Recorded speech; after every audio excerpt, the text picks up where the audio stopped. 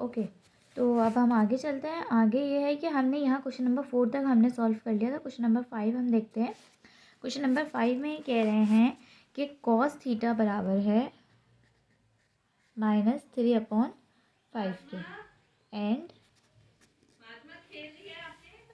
जो थीटा है वो π/2 और पाई के बीच में लाई कर रहा है, ठीक है। और हमें फिर रिमेनिंग ट्रिग्नोमेट्रिक रेशियोज निकालने हैं, ठीक है। हमारे पास क्या दो चीज़ें गिवन है, एक तो कॉस थीटा की वैल्यू और दूसरा एक कंडीशन। पहले हम इस कंडीशन पे बात कर लेते हैं। इस कंडीशन का मतलब क्या है। π/2 मतलब होता है 90 डिग्री। अगर आप इसको कन्वर्ट करें तो π/2 मल्टीप्लाई बाय 180/π, ठीक है। तो पाई से पाई कैंसिल हुआ, 90 डिग्री हो गया, और पाई मतलब होता है 180 डिग्री, ठीक है। 180 डिग्री। तो ये कहना चाह रहे हैं कि जो हमारा जो भी थीटा है, XYZ थीटा जो भी है, वो हमारा 90 डिग्री के एंगल से लेकर 180 डिग्री के दरमियान में है। इसका मतलब क्या हुआ कि हमने पढ़ा है कि हमारा एक क्वाड्रेंट होता है, क्वाड्रेंट्स होते हैं, ठीक है। तो इस क्वाड्रेंट में क्या होता है कि ये 90 का होता है। तो ये कहना चाह रहे हैं 90 और 180 के बीच में कहीं पे ये हमारा थीटा एग्जाम्पल लाई कर रहा है, ठीक है। ये बात हो गई। अब हमने इतना तो समझ लिया कि ये यहाँ पे कहीं हमारा टर्मिनल एंगल लाई कर रहा है, सही है। अब मसला सारा ये है कि वैसे तो हमें यहाँ पे अपना इनिशियल एंगल लगाना चाहिए और ये होना चाहिए, लेकिन फिर हमारे पास राइट एंगल नहीं मिलेगा हमें, क्योंकि हम अगर इसको एक एग्जांपल यहाँ पे मैं बना के दिखाऊँ तो ऐसे बन जाएगा, और फिर उसके बाद आप इसको ऐसे जोड़ेंगे, जाहिर सी बात है। तो इसमें 90 का एंगल तो कहीं पर भी नहीं आया। तो हम क्या करेंगे, हमारा एक्स एक्सिस पे इनिशियल होना ज़रूरी होता है, ठीक है। तो हम ये वाला एक्स एक्सिस ले लेंगे, ये नेगेटिव एक्स एक्सिस होता है, नेगेटिव एक्सिस, लेकिन होता है एक्स एक्सिस ही है, नेगेटिव होता है। तो हम ये वाला एक्स एक्सिस लेकर इसको यू डायग्राम बना देंगे, ठीक है। तो ये इस तरीके से हमारी डायग्राम बनेगी। और थीटा कौन सा लिया जाएगा, ये वाला थीटा कंसिडर होगा। तो ये वाली जो वैल्यू हो गई ये वाई हो गई, ये एक्स हो गई, and this is r, okay. और इस बात से हमें क्या फ़र्क पड़ता है कि सेकंड क्वाड्रेंट में लाई करता है, ये मैं अभी आगे चल के बताऊँगी, ठीक है। अच्छा, ये हमने डायग्राम बना ली। अब हम इस पे देखते हैं, हमें कॉस थीटा की वैल्यू गिवन है, ठीक है। कॉस थीटा मतलब होता है cos theta is equals to x/r, ठीक है। x/r मतलब होता है, तो x यहाँ पे हो गया -3, r हो गया 5, ठीक है। अब हम इसमें यहाँ पे पाइथागोरस थ्योरम लगाएंगे, y² + x² is equals to r², ठीक है। x की वैल्यू हमें पता है -3 का स्क्वायर, ठीक है। r की वैल्यू हमें पता है 5 का स्क्वायर, y की वैल्यू हमें नहीं पता।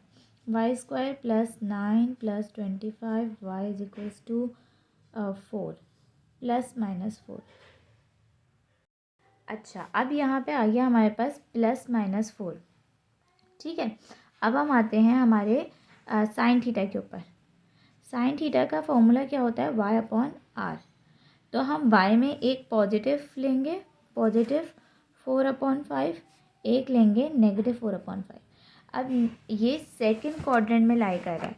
तो हमने कंडीशंस पढ़ी थी कि सेकंड क्वाड्रेंट में साइन थीटा पॉजिटिव होता है।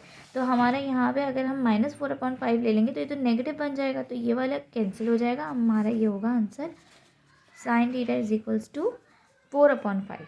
इसी वजह से, सिर्फ इसी वजह से हमें ये बताया जाता है कि सेकंड क्वाड्रेंट में लाई कर रहा है, क्योंकि हमें जो है y की वैल्यू को पता लगाना होता है कि वो पॉजिटिव होगी नेगेटिव होगी।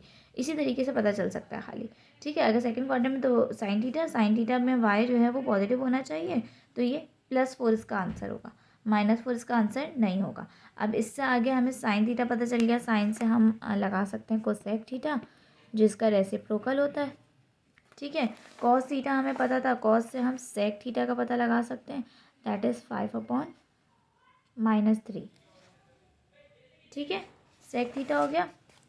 अब हम टेन थीटा के बारे में पता लगाएंगे। Tan theta